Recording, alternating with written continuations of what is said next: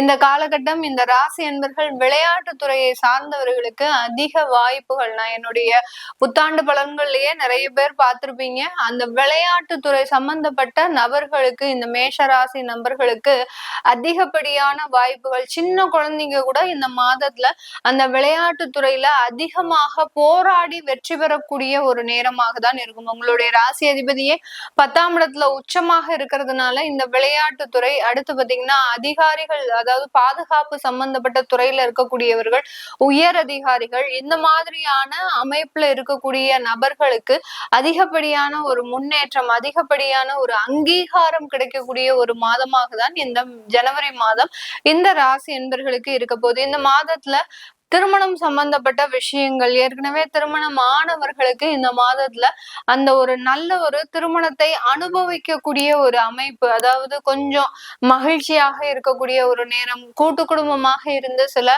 நல்ல ஒரு டயத்தெல்லாம் ஸ்பெண்ட் பண்ணக்கூடிய ஒரு நேரமாக தான் இந்த புதிதாக திருமணமானவர்களுக்கு இருக்கும்.